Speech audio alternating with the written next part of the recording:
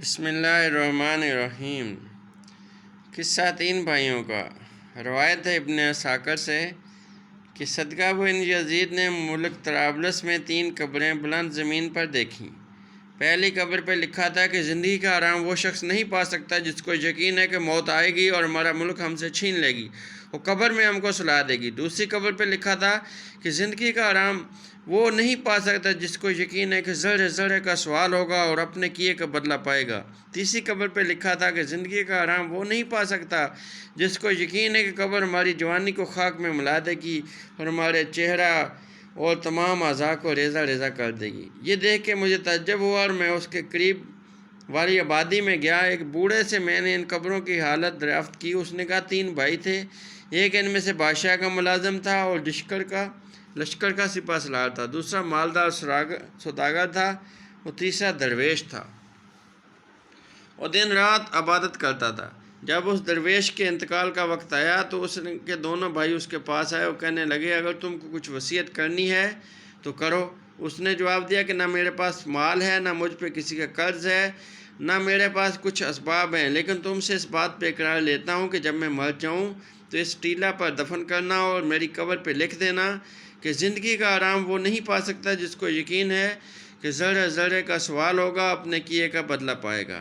اس کے بعد 3 دن تک برابر میری قبر کی زیارت کرنا، اس سے تم کو نصیحت ملے گی۔ پھر بعد مرنے کے دونوں نے 3 دن تک برابر اس کی قبر کی زیارت کی۔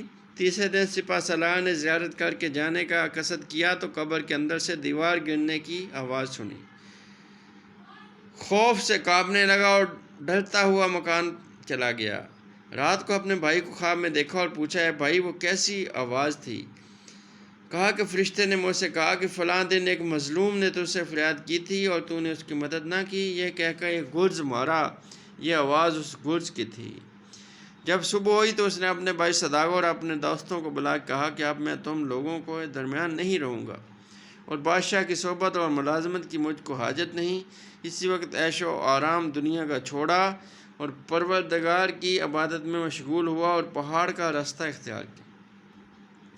جب اس کی وفات کا زمانہ آیا تو اس کا بھائی سوداگر آیا اور کہا اے بھائی اگر کچھ وصیت کرنا ہو تو کرو۔ اس نے جواب دیا کہ میرے پاس نہ مال ہے، نہ مجھ پہ کسی کا قرض ہے، لیکن میں تم سے اقرار لیتا ہوں کہ جب میں مر جاؤں تو میرے بھائی کی قبر کے پاس مجھ کو دفن کرنا اور میری قبر پہ لکھ دینا کہ زندگی کا آرام وہ نہیں پا سکتا جس کو یقین ہے کہ موت آئے گی اور ہمارا ملک چھین لے گی اور ہم کو قبر میں سلا دے گی، اور 3 دن تک میری قبر کی زیارت کرنا۔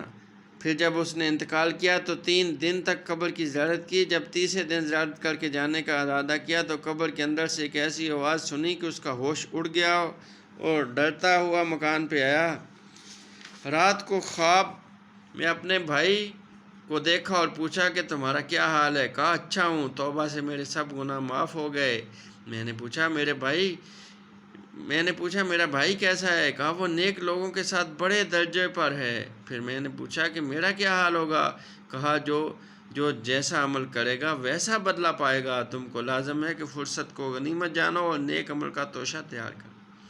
جب صبح ہوئی تو اس نے بھی دنیا سے منہ پھیرا اور اپنا کل مال فقراء و مساکین کو تقسیم کیا اور اللہ تعالیٰ کی عبادت میں زندگی بسر کی۔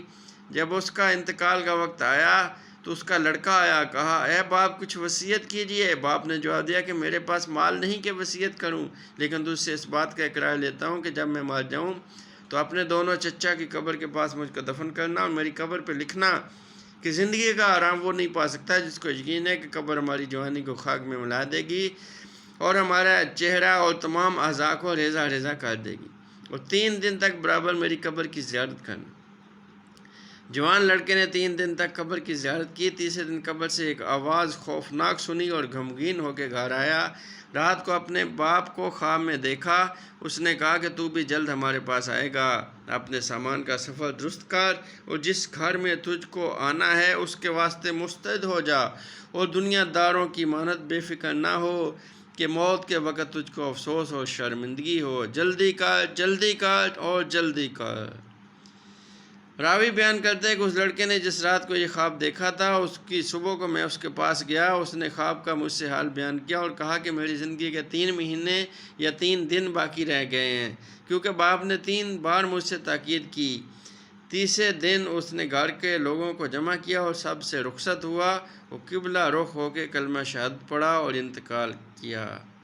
اللہ تعالیٰ بھی ہم سب کو موت کی تیاری کرنے کی توفیق عطا فرمائے، آمین۔